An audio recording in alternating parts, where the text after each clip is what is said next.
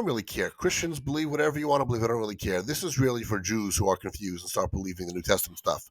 Now, I'm not a New Testament scholar, nor do I ever claim to be, and I don't think I ever will be. However, problem number two is all your quotes are from John. So if you're relying on one single book, or just one book happened to say it, when the other three actually main gospels do not say it. So let's go through these in order as they are actually found in John.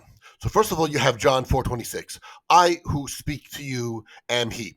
He's not saying he as in he's God. He's saying he as in the Messiah. I am the anointed Messiah. The woman at the well is talking to him and saying, I want to find the anointed one, the king of Israel, the Messiah. And he's saying, I am he. Next, we have John 8:58.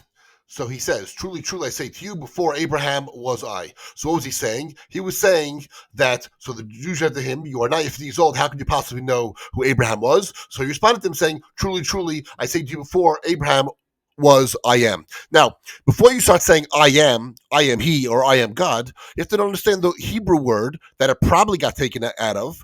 And I know this was not ever written in Hebrew. This is probably only written in Greek. But if Jesus talked, he was probably talking in Hebrew or Aramaic. Either way, if you're using the biblical verse is Anoichi.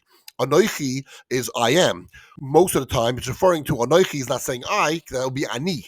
Anoichi usually refers to God. So you could say Anoichi is God. So what he's saying is very possible. Again, we don't have this in Hebrew, but I could say that if he was talking in a biblical type of tone, so truly, truly, I say to you, before Abraham was Anoichi. Before Abraham was Anoichi meaning God. So Jesus was answering them, you know how I know all about Abraham? Because I know Anoichi. If I know Anoichi, if I know God, therefore I know all going back to Abraham. Next one, John 10:30. I and the Father are one. Let's look at the verse before. My Father, who has given to me, is greater than all, and no one is able to snatch them out of my Father's hand. I and the Father are one. Again, I and the Father are one. We are one mindset. Because the Father has given to me. How could you give to yourself? You can't. The Father gave to me. In other words, someone separate, something separate gave to me, and we are one. We are of one mindset. And then the last one you talked about, John 16:15.